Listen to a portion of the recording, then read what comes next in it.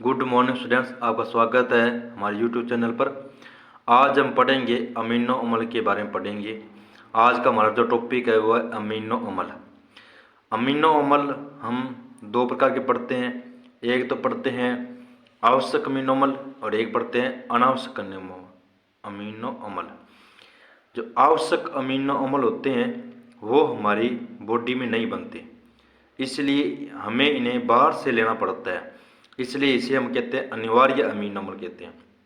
दूसरा आता है अनावश्यक अमीनो अम्ल, जो हमारी बॉडी के अंदर स्वतः निर्मित होते हैं, इसलिए उन्हें हम क्या कहते हैं, अनावश्यक अमीनो अम्ल कहते हैं।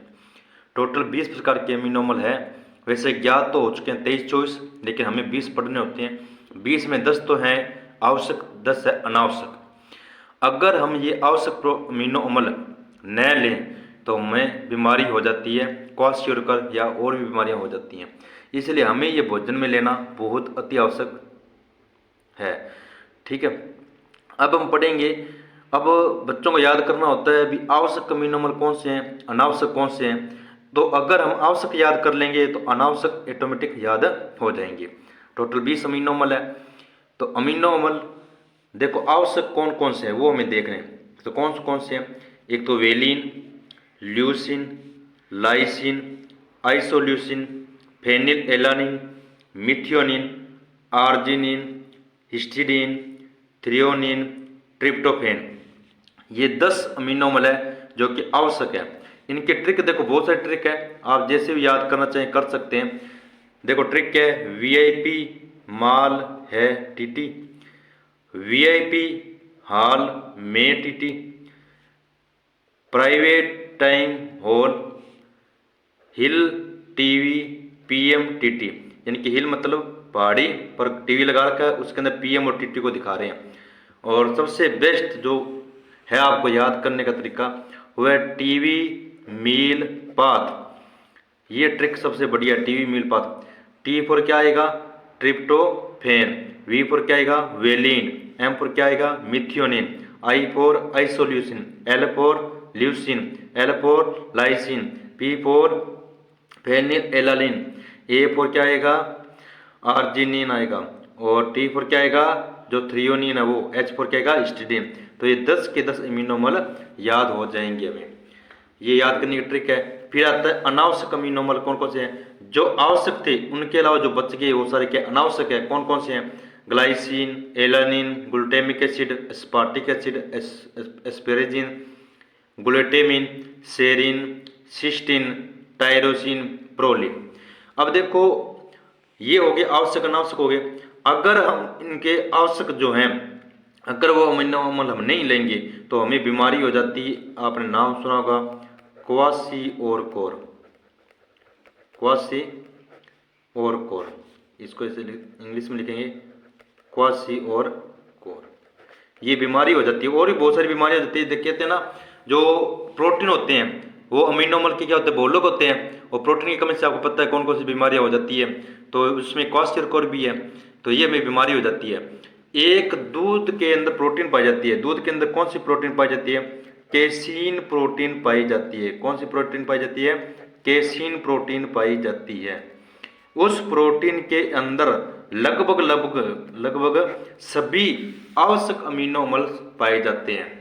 दूध दूध के अंदर पाया जाने वाला प्रोटीन है केसीन, उसके अंदर सभी आवश्यक अमीनो अम्ल पाए जाते हैं। अब देखो हमने पढ़ लिया आवश्यक अनावश्यक पढ़ लिए। अब हमें क्या करना है, इनको बनाना सीखना है भी। इनका तरीका कैसे है भी, कैसे बनाते हैं। तो पहले मैं आपको बताऊंगा भी अमीनो अम्ल मतलब होते कैसे हैं, बनते कैसे हैं। तो देखो अमीनो अम्ल है, नाम से पता चल रहा है अमीनो एसिड। अमीनो अम्ल, अमीनो मतलब क्या होता है, NH2 ग्रुप होता है। और एसिड का मतलब क्या होता है, COOH ग्रुप होता है।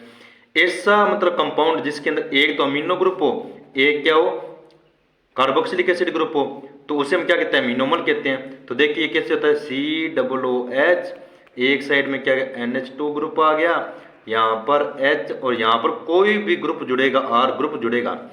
तो देखो एक कार्बोक्सिलिक समूह आ गया, एक एमिनो समूह आ गया, यहाँ पर कोई भी ग्रुप जुड़ेगा, एक हाइड्रोजन होता है। तो देखिए ये है अमीनो अम्ल की संरचना। अमीनो अम्ल की संरचना। अमीनो अम्ल में जो कार्बोक्सिलिक अम्ल है उसके पास वाला कार्बन कहलाता है अल्फा। तो ये कैसा अम्ल बन गया? अल्फा अमीनो अम्ल बन गया। क्या बन गया? अल्फा अमीनो अम्ल। अगर इसी के सापेक्ष कार्बोक्सिलिक अम्ल के सापेक्ष अगर यहाँ एक कार्बन और होता मान लो, तो वो कौन सी पोजीशन बनती? Alpha beta. तो कौन सा अम्ल आ जाता? बीटा अमीनो एसिड आ जाता। अगर इसके साथ एक तीसरा कार्बन और होता तो क्या था? Alpha beta gamma. तो उसको हम क्या नाम देते? गामा अमीनो अम्ल नाम देते। क्या देते? गामा अमीनो एसिड नाम देते हम। तो ये आपको पता लग गया अमीनो अम्ल क्या होते हैं। जिसके अंदर एक अमाइन ग्रुप हो, एक एसिड ग्रुप हो, उसे हम कहते हैं अमीनो अम्ल। अमीनो अम्ल के अंदर अमीनो कार्बोक्सिलिक अम्ल के सापेक्ष जिस कार्बन पर जुड़ा है उसी के हिसाब से उसका नामकरण किया जाता है। अगर अल्फा पर जुड़ा तो alpha amino acid, beta carbon पर है तो बीटा अमीनो एसिड, और गामा कार्बन पर है तो गामा अमीनो एसिड होता है। अब हम क्या करेंगे, सभी जो हमने 20 प्रकार के अमीनो अम्ल आपको बताए हैं उनके अंदर क्या देखेंगे, कौन कौन सा ग्रुप है। आर। आर का मतलब जो ग्रुप इसके ऊपर जुड़ेगा तभी अमीनो अम्ल बनेगा। जैसे हमने हाइड्रोजन जोड़ा, यहाँ पर इस आर की जगह क्या रखेंगे? हाइड्रोजन रखेंगे, तो ये क्या बन जाएगा? ग्लाइसिन बन जाएगा। क्या बन जाएगा? ग्लाइसिन अमीनो एसिड बन जाएगा। तो हमें क्या पढ़ना है? आर ग्रुप पढ़ने। कौन से पढ़ने हैं? आर। कोई ये एल्काइल ग्रुप है। कौन सा ग्रुप है? एल्किल ग्रुप है। हमें वो ग्रुप पढ़ने हैं। तो मैं आपको याद करना बताऊंगा। तो देखिए सबसे पहले ग्लाइसिन। ग्लाइसिन का आर ग्रुप कौन सा होता है? H होता है, हाइड्रोजन। एलानिन का क्या होता है? CH3 methyl. देखो ये जुड़ने वाले ग्रुप है। जैसे मैंने आपको संरचना बताई थी NH2, यहाँ पर कार्बन है, यहाँ COOH है, ऊपर आ गया H। मैंने कहा था यहाँ कोई भी एल्किल ग्रुप जुड़ेगा, तो देखो ये H जोड़ दिया, मैंने जोड़ दिया, तो ये किसकी संरचना बन गई? ग्लाइसिन की। अगर मैं इसकी जगह CH3 जोड़ दूं तो ये किससे बन गई? एलानिन की। अगर इसकी जगह ये ग्रुप जोड़ दूं तो क्या बन जाएगा? वेलिन बन जाएगा। तो हमें कुछ नहीं करना, ये तो सेम ही रखना है। और ये कौन सा? अल्फा। बस इस ग्रुप की जगह हमें ये सारे के सारे ग्रुप ऐड करने हैं, तो हमारे अमीनो अम्ल बनते जाएंगे। तो सबसे सरल कौन सा है? Glycine, hydrogen, alanine, methyl group आएगा। वेलिन के अंदर एक कार्बन के ऊपर 2 मेथिल ग्रुप निकले हुए। ल्यूसिन के अंदर इसके आगे एक मेथिलिन समूह और जोड़ देना है। ये देखो ये तो सेम ही है, इसके आगे मेथिलिन समूह जोड़ना है, तो क्या बन गया? ल्यूसिन। आइसोल्यूसिन क्या है? एक अपने को यहाँ पर साइड में मेथिल ग्रुप निकाल देना है, तो ये आइसोल्यूसिन हो गया। सेरिन और सिस्टीन देखो दोनों इजी है। यहाँ CH2 के ऊपर OH ग्रुप जोड़ना है, और यहाँ सिस्टीन में क्या कौन सा समूह जोड़ना है? SS, थायो। थायो बोलते हैं ना इसको, सल्फर, SH जोड़ दिया। ये अल्कोहल, ये थायो अल्कोहल ऐसे बोलते हैं अपने इसको। तो ये सेरिन है, सिस्टीन, ये तो बिल्कुल इजी है, याद हो जाएंगे आराम से। फिर देखिए फेनिल एलानिन। आप देखोगे एलानिन के अंदर CH3 है ना, इसके अंदर एक हाइड्रोजन निकाल के और फेनिल ग्रुप जोड़ दो, ये देखो C6H5, तो ये क्या बन गया? Phenylalanine. ये तो फिनाइल ग्रुप है, ये एलानिन है, तो क्या बन गया? Phenylalanine. फिर देखो एस्पार्टिक अम्ल और ग्लूटामिक अम्ल, CH2 के बाद है COOH, और ये सेम टू सेम ग्रुप यहाँ है, इसके आगे एक मेथिलिन ग्रुप जोड़ देना है, तो बिल्कुल इजी होगा। ये 2 कार्बन है, ये 3 कार्बन है, तो ये एस्पार्टिक अम्ल, ये ग्लूटामिक अम्ल हो गया। मिथियोनिन देखो, मिथियोनिन के अंदर मेथिल ग्रुप के साथ में क्या लगा है? सल्फर लगा है, और फिर आगे 2 मेथिलिन समूह लगे हैं, ये मिथियोनिन है। टायरोसिन देखो, टायरोसिन ये मेथिल, ये फेनिल, ये OH, ये P लिखा है। P का मतलब पेरा पोजिशन। ये देखो मैंने आपको बना के बता रखा है। CH2 मेथिलिन समूह आ गया। फेनिल को इस तरीके से लिखेंगे, OH यहाँ इसके पेरा पोजिशन पर OH आएगा, ये हमें ध्यान रखना, ये टायरोसिन है। फिर थ्रियोनिन CH, CH3 और यहाँ पर OH आ जाएगा। फिर एस्पेरेजिन, ये तो एमाइड समूह है, जानते हो COONH2 एमाइड समूह है, इसके आगे मेथिलिन समूह है। ग्लूटामिन में क्या आएगा?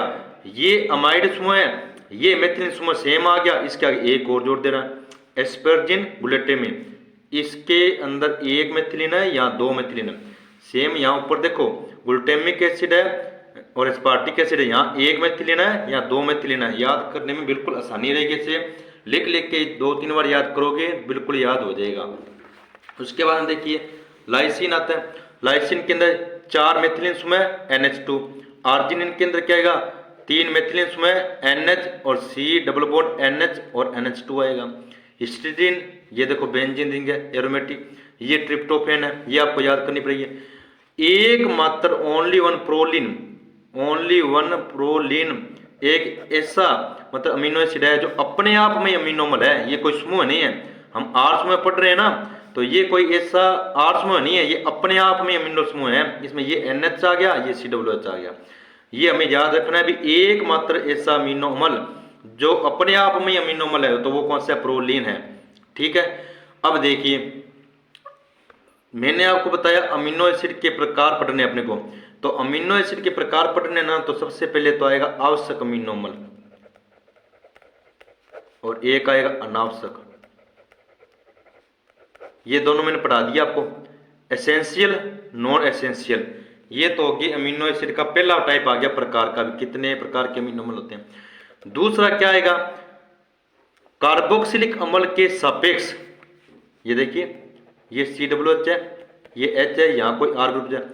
इस कार्बोक्सिलिक अम्ल के सापेक्ष जिस कार्बन अमीनो समूह जुड़ा है उस कार्बन के सापेक्ष हमने पढ़ा था अल्फा बीटा गामा, तो तीन टाइप ये हो जाएंगे, अल्फा बीटा और गामा। ये तीन टाइप हो गए अल्फा बीटा गामा।